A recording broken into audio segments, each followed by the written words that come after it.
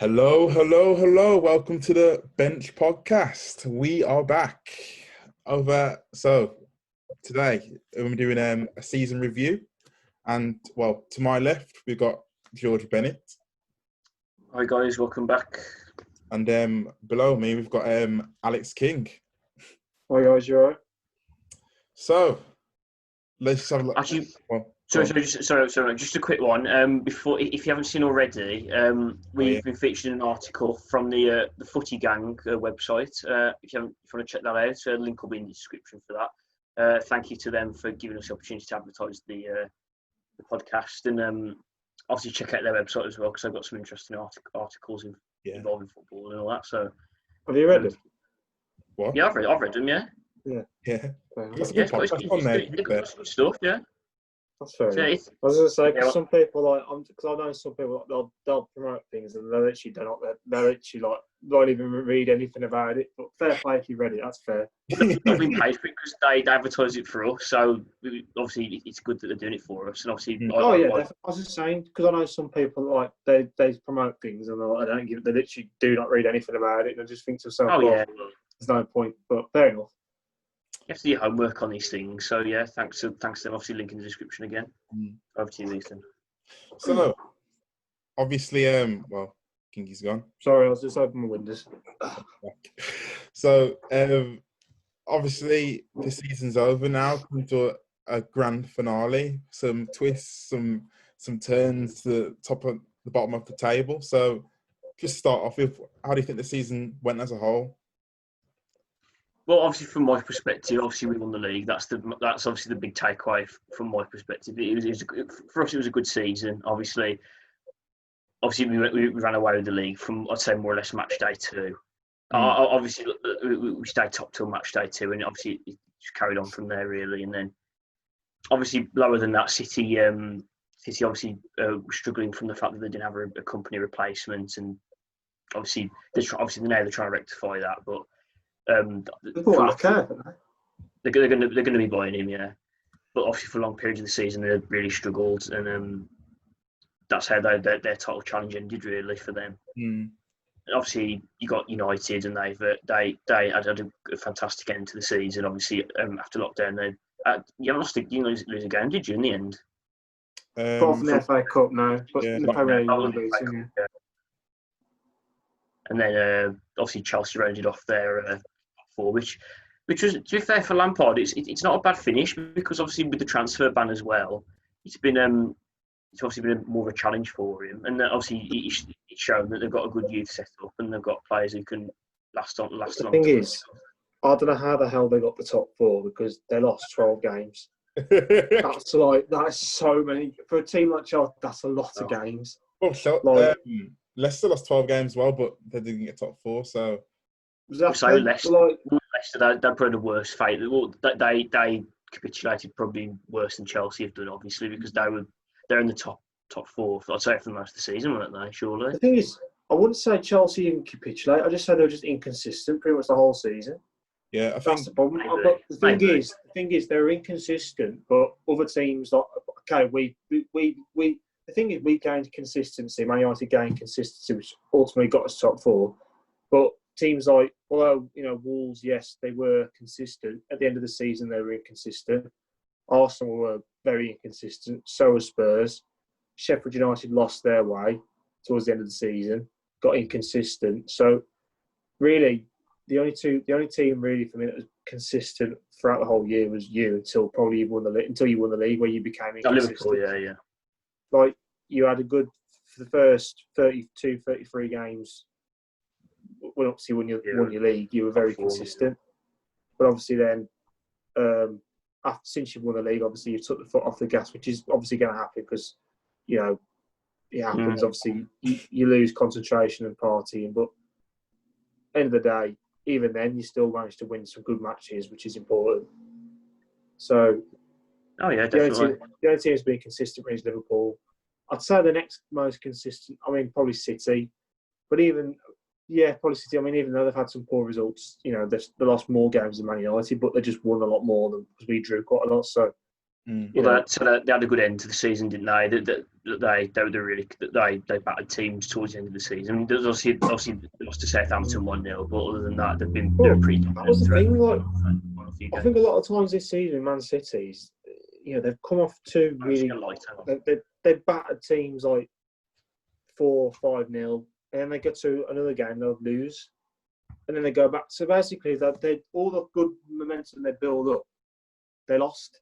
But they'd lose like a silly game or something, or drop points. And I think City's defence is definitely a thing they need to focus on. I know technically Henderson got the Golden Glove, but when they play teams that are better, that actually will go at Man City. I mean, it's all good. Like, you can say, oh, look at us. The stats will say that City have got a lot of clean sheets, but against teams like us, Liverpool, Chelsea.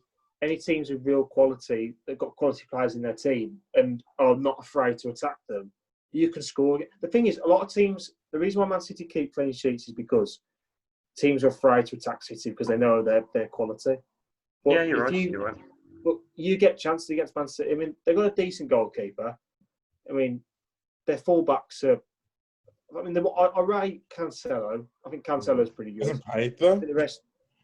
Exactly. Like, he hasn't That's played. the problem, I don't really get it. Like, the thing is, with Pep Guardiola, for me, as much as he's a good manager and improving players, his business in the transfer market and the way he handles and keeps changing his team all the time. He's not got a consistent team. He keeps changing it. That's why I think they lost games.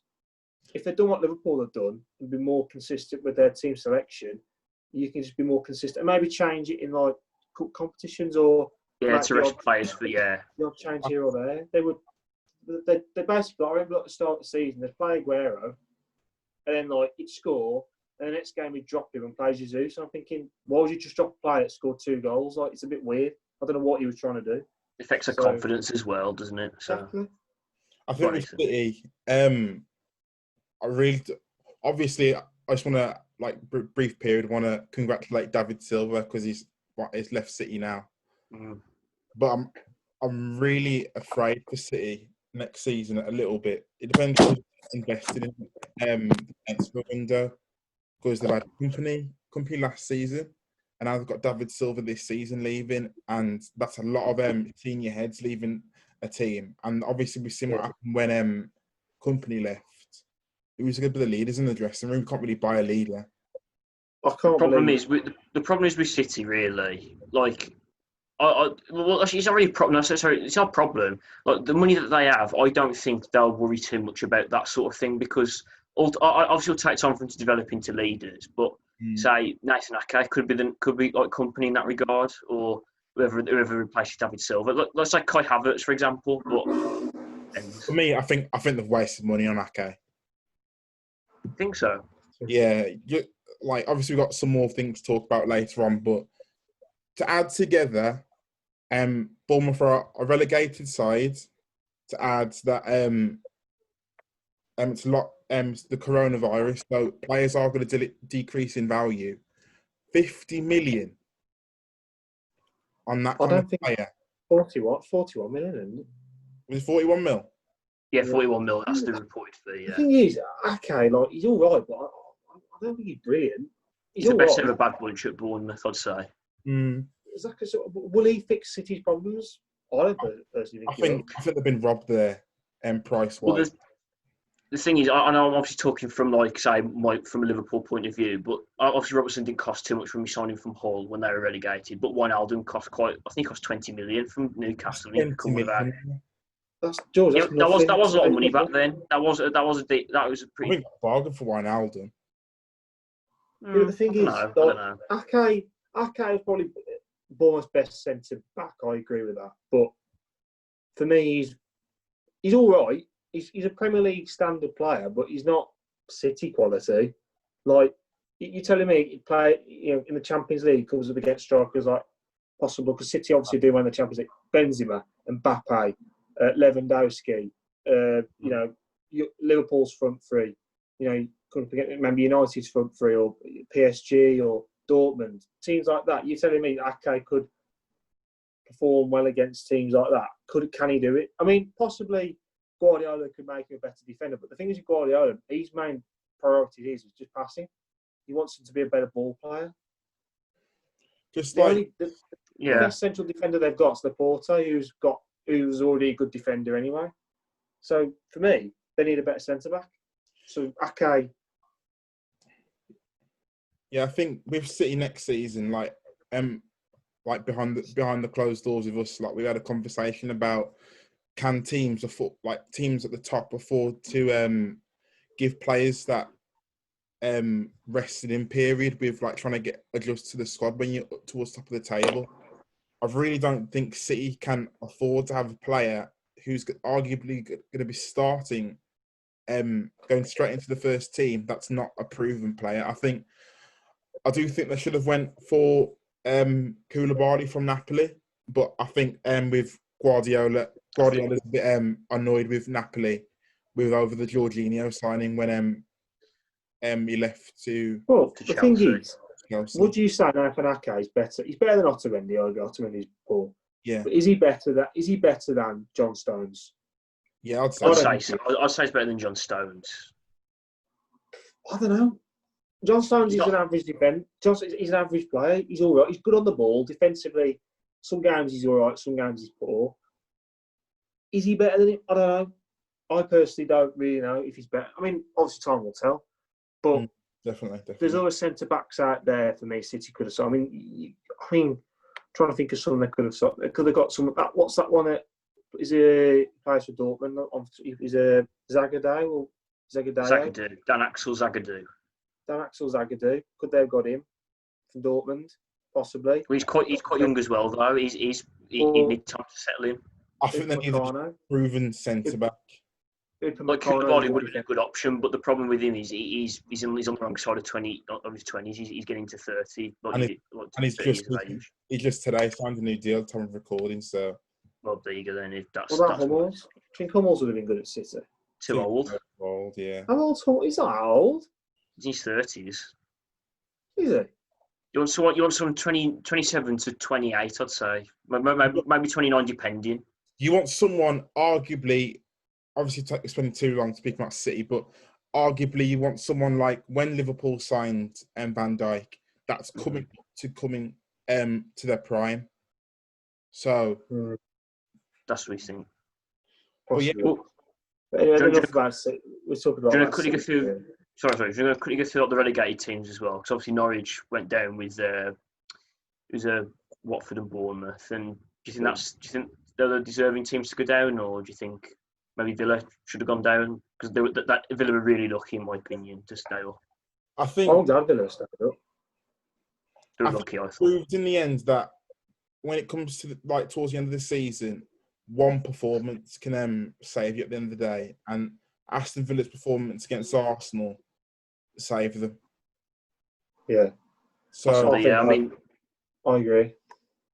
There was a flashpoint. Now, I remember the first game back from lockdown when they got Sheffield United and Nyland, he let the ball in, but it wasn't given out.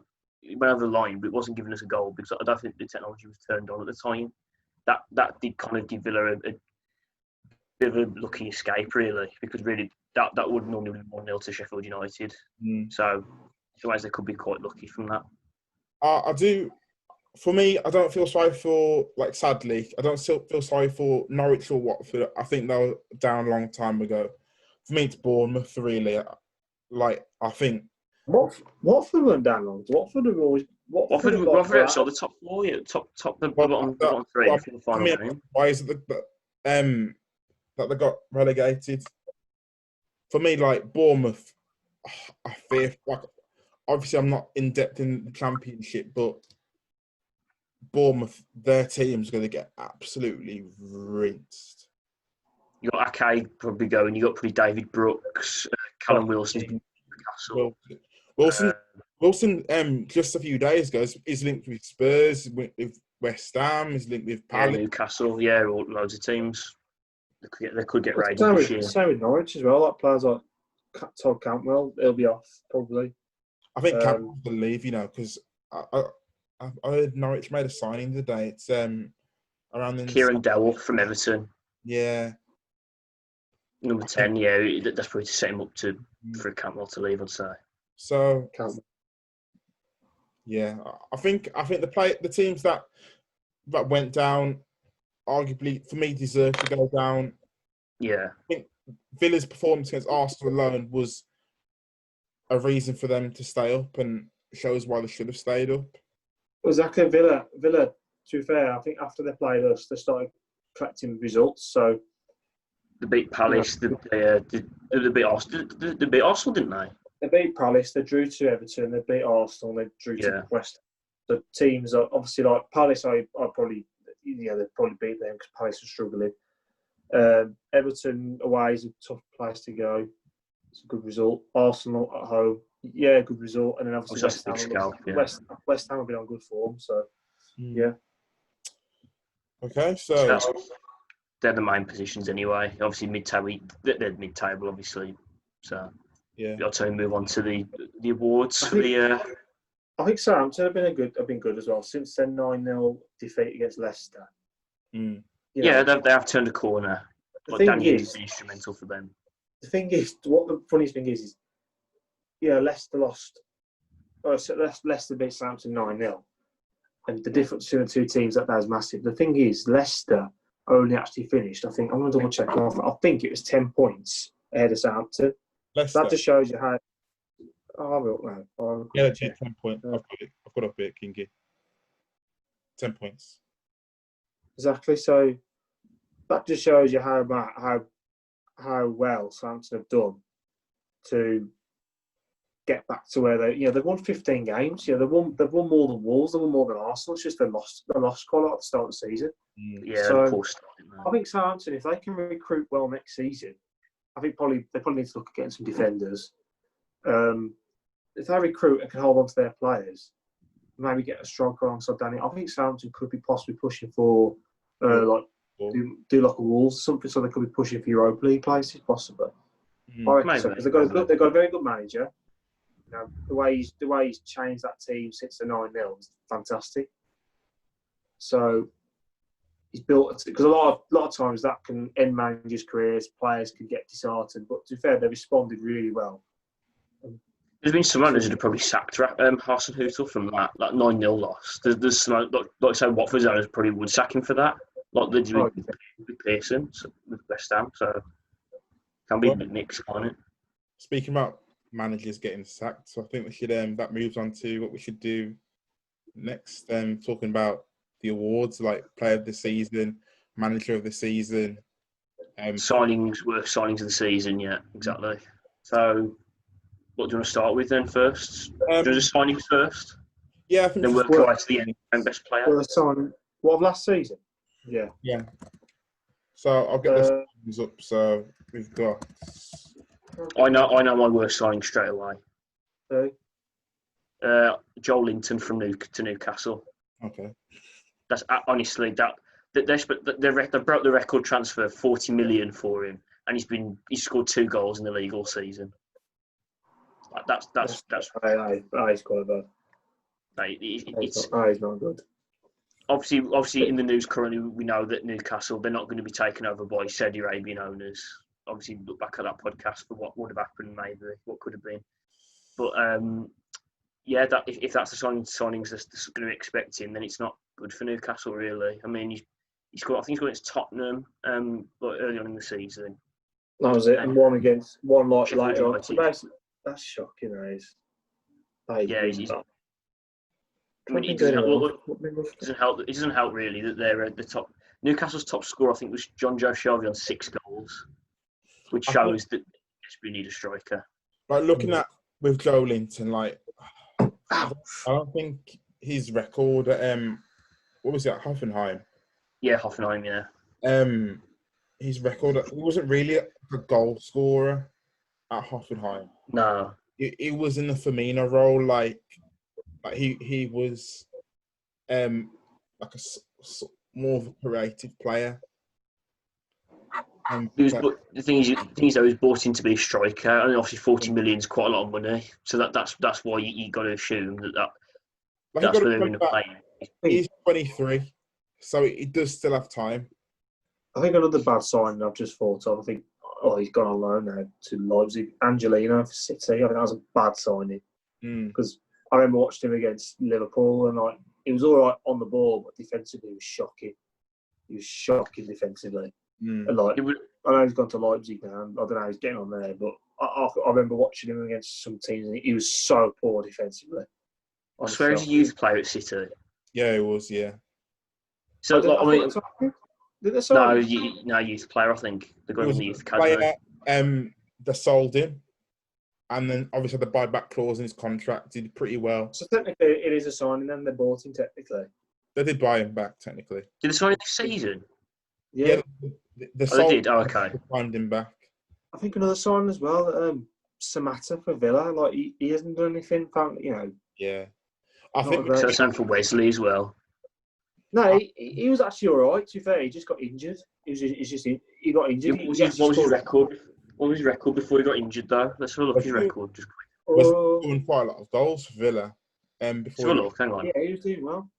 Go on, Ethan. You nominate one while we just do a bit of research. Go on. No, I've got it up here. Go on then. Who would you say then? No, I mean I got it. Wesley's stats here. He scored. He scored five goals. In how many games? I'm gonna check. Oh shit, knocked off. Wesley. Yeah, I think Wesley. He did have a lot of potential. I do remember at the start of the season, he did have a lot of potential at the start. Like he had a few run of games that he was scoring in, but then he got injured for Villa. I think he scored a hat-trick against Norwich, I think. He's got 21 appearances, 5 goals. It's not great, but... No, it's not brilliant. I mean, it's not brilliant, is it? It's not brilliant, but I think next season... Possibly, yeah. Well, who knows? He might... Samata's not doing anything with it. I don't think has he even scored a goal? I think he scored 1. When we scored in the League Cup, he scored against City in the League Cup final, but that obviously that's not in the league, is it? But yeah, Trezeguet's been good for Villa. Trezeguet's done well. Wait, what? David Trezeguet. Was it that Marlon Trezeguet? I think it's just Trezeguet. Trezeguet, it's Trezeguet. Is it just Trezeguet, his name? Yeah, but go on. He's decent. He's done well for Villa. We're not talking about some crucial goals. But yeah, go on. So we're signing. So mine's Joelinton. Obviously, yours is going to be Samata. Did you say, Kingy? I'm trying to think if there's anyone else that signed. Who did Bournemouth sign last season? Not a lot. Harry Wilson on loan from us. Who did Spurs sign? Okay for them. For me, Endon Bale has been poor. That's what I was going to say. Endon Bale has been poor. Yeah, how the hell he got a summer heat card on FIFA? I will never know. Because he's got OPs. Of course, it comes back to FIFA, you know. People don't care about player performance. Yeah, what's the point of giving players that don't deserve higher ratings? It's like David Luiz. Literally, he's been so shit, and he gets a fucking 91 rated card. That's a poor signing right there, David Luiz for Arsenal. Oh dear. Yeah, David Luiz. I don't know if you forgot about him. I want to go for David Luiz. He's got to be, because he's cost Arsenal this season so many points. He's shocking defender. I'll give you that, Kingy. I'd get David Luiz for the worst signing this season. Even Mustafi, awful defender. I don't know why Arteta plays him. He's got no one else. He's got nothing else. He's got nothing else. Socrates, you put Socrates on a bit. Socrates is better than them. I admit Socrates isn't brilliant, but he's all right. Hasn't he? He's been injured. It's the Rob Holding. He's trying to play. They need centre halves, Arsenal. Socrates. Yeah, he's all right. Rob Holding's not good enough. Arsenal got a lot of work to do to get back to being a top team. So we're all agreed on David Luiz then. That's the worst signing in the season. You know what? Yeah, I was excited. David, go on. Anyway. He's ranting. But yeah, anyway. True. Against Liverpool, he pulled Salah back. Yeah, against City, it was like that was horrible. That was one of the worst, I think, overall performances I've seen from a player ever against Man City. It was horrible. City. But anyway, go on. We'll move on to a more positive note with the best signing of the season. I mean, I know you two are going to pick off the bat. I mean, who do you think? Fernandes, yeah. Dean Henderson's another one maybe for Sheffield United. He's been good on loan for them. I don't really call it as a signing though, because he was on loan with them last season as well. So was it? Oh, okay. Well, fair enough. Maybe not then. I don't think it's someone else. He's been good for other clubs. Like you can have a think, but for me, even though it came in January, Bruno, I'm sorry. Yes, he's done basically what Virgil van Dijk did with Liverpool. He's sort of player who comes in, brings in the present. I'll probably say Bruno Fernandes. I agree with that. I'm just trying to think of anyone else. I mean, like Danny Ings signed permanently from Liverpool last season, so it could be another one. Yeah, Danny Ings has been really good this season. Kovacic for Chelsea as well. He signed this season. Did he sign permanently? Yeah, he was on loan last season at Chelsea, but he signed permanently this season. Yeah, he's had a good season for Chelsea. I think also for Wolves, I think Pedro Neto has been a good signing for him. I'd watch out for him next season, you know. Yeah, he has got some promise, well. Yeah. Last few games of the season, Podence has played really well for Wolves. I think he scored a couple of goals, to be fair to him. You know, got a couple of assists, so he's definitely got potential to be a good player. To be honest, speaking about Neto, like obviously I don't know about the ins and outs, but if we see someone like Raul Jimenez leaving, I think if he won't leave. Step up. They could put Jota down the middle, and you might see Pedro Neto playing a bit more for Wolves next season. If Jimenez left Wolves left sign another striker, because for me Jota's hot and cold. They need someone anyway. To be fair, they've only really got Jimenez. They probably will sign someone. I don't think Jimenez will leave Wolves, so I think he'll stay at Wolves. I've been linked with Paulinho from Braga today, so. Yeah, because I think also everyone, most Wolves fans are they're raving about Martinho. I mean, don't get me wrong, Martinho, he's been there and he's won it, but nowadays, like, yeah, he's good on the ball, but he's going to lose pace. Stamina's not going to be as good, so you know, probably need to get someone in that's a bit younger to maybe play a few more games because he's not going to be able to play the volume of games that they've had to play this season. So they need someone probably to get in for him in either this summer or January. Defensively, they probably need another signing. I think Wolves probably need about 3 or 4 players, I think. Because they need probably a winger, striker, midfielder, and probably centre-half. Well, they signed that. That Rochdale defender signed, hasn't he, from Luke Matheson? And he seems to be quite like good, doesn't he? You can't rely on him. You can't rely on him, geez. So they're going to have to. He could step up. Who knows? So I'm saying, Luke Matheson's signing of the season then. No, to Kimi Minamino. Oh, sure. How have we forgot about Taki? Come on. He even scored a goal. The luckiest man in football. Won the Austrian League with Salzburg, and he's now come in January, and he's now got the Premier League with Liverpool. What a lucky guy he must be. Salzburg haven't won the Austrian League this year. They've had in the past. I mean, Sky Lindsay won it. No, Salzburg have won it while he's been there. Oh, well, he's been there because they had Haaland as well. Obviously, they're going to win it. Yeah, well, there you go then. He's a lucky guy. Needs next season, if he doesn't step up, he'll be classed as a flop. What? Hang on, he was quite cheap. He's only like 7 million. He's not going to lose too much on him. Yeah, but you got to try and he's got to try and be. He's got potential to be a good player. He needs a pre-season. He needs a pre-season under Klopp just to get under his feet a little bit, to get used to playing English football, and then who knows what will happen. It's early days, but who knows? And it's classic saying. That's got to be in a t-shirt, mate. It's got to be put on a t-shirt. Okay. Yeah, I'll probably say best signing probably Bruno Fernandes. Yeah, go on. You have to change a lot. Shout as well. I know it's heavily United based, but Wan-Bissaka for United as well. Not as much as I think Fernandes has really changed the team. He's made more of an impact than Wan-Bissaka. Wan-Bissaka's a more solid right back, but he's got a lot of work to do because his passing is very poor and he's going forward. He's not brilliant, so he needs to improve. Defensively, he's good, but he needs to improve going forward and his passing. So he's got potential. How old is he? 20 years old? 21, isn't he? He's still quite young, yeah. 21. He's got potential to improve, which is good. So he's had a good first season, definitely. He's been definitely, an improvement on the fullbacks we've had. Defensively, we've been better this season, although I do believe we could probably do another centre back. Yeah. Possibly a left back as well.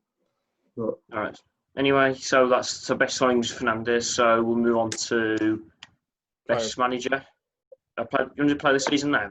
Yeah, we could do player of the season, then we could do manager of the season. Then Kevin De Bruyne. You think Kevin De Bruyne? Okay. What do I you mean, think? I'll do one last. I'd say Kevin De Bruyne as well because there's no way. All day long. All day long, Kevin De Bruyne. There's no way you can break, equal Thierry Henry's records of most assists and not 20 assists. That's an assist every 2 games. I'd say I would have.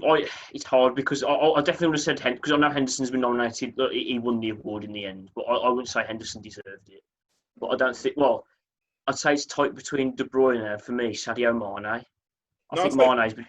For me, I'd say Mane over Henderson. Like I'm not. Like That's what I'm saying. I think it's going to be one of them two, really, for me. Like I'll never say Henderson was because Kevin De Bruyne. How can you say Kevin De Bruyne's not?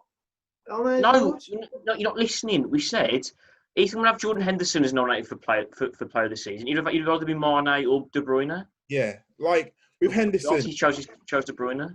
With Henderson, like this season, I'm not saying he's been terrible, but I'm just saying there's been players that are like in the Liverpool team.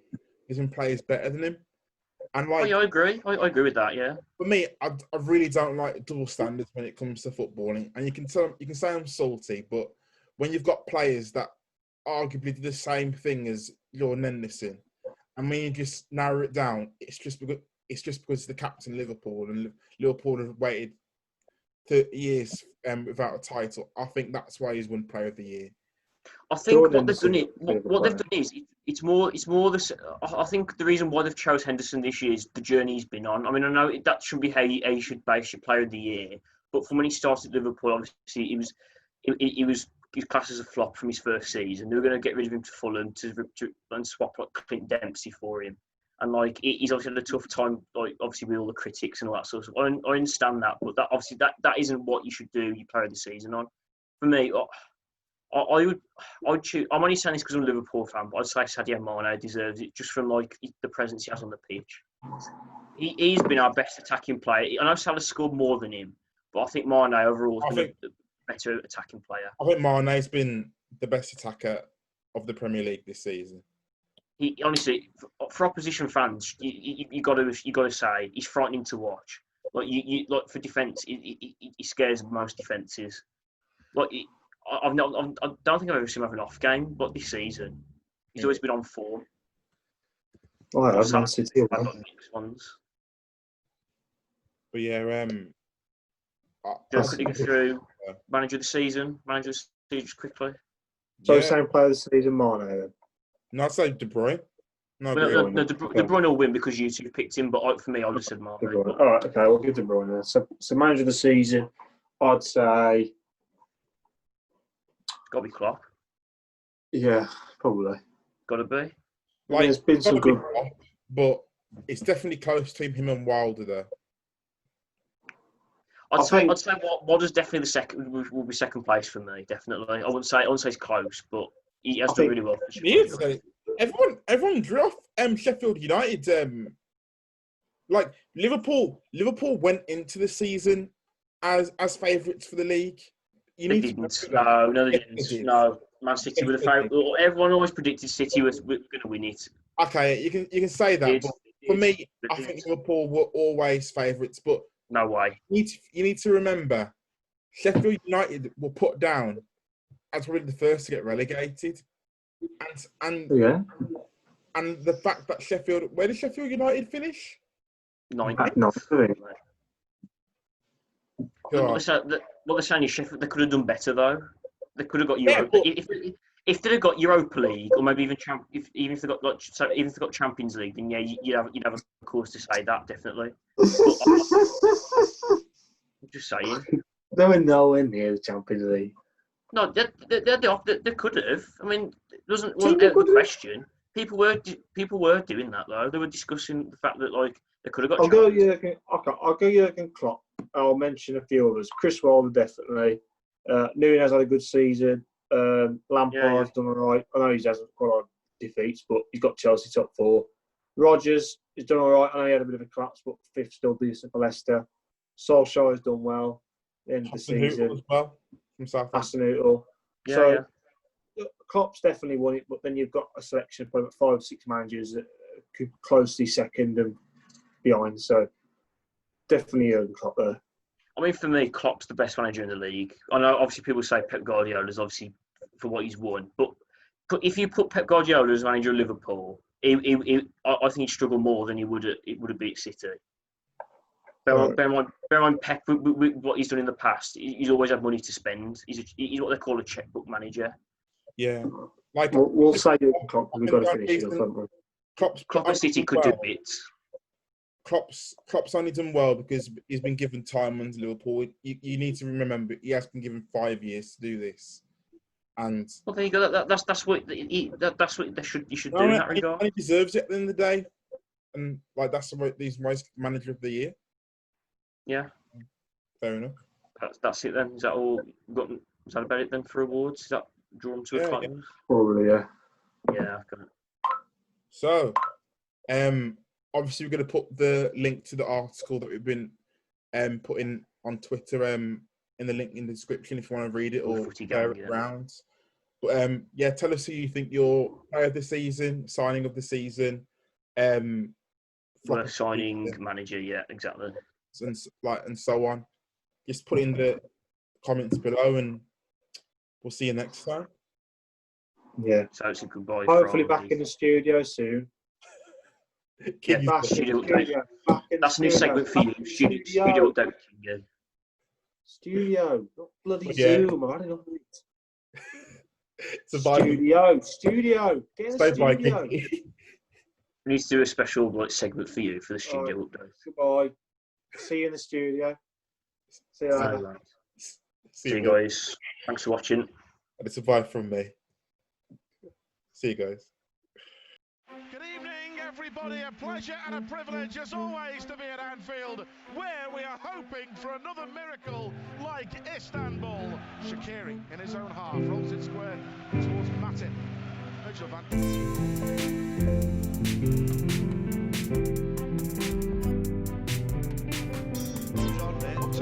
Mistake, Mane into the area. Great skill. Henderson's in the box. Henderson saved the City celebrating.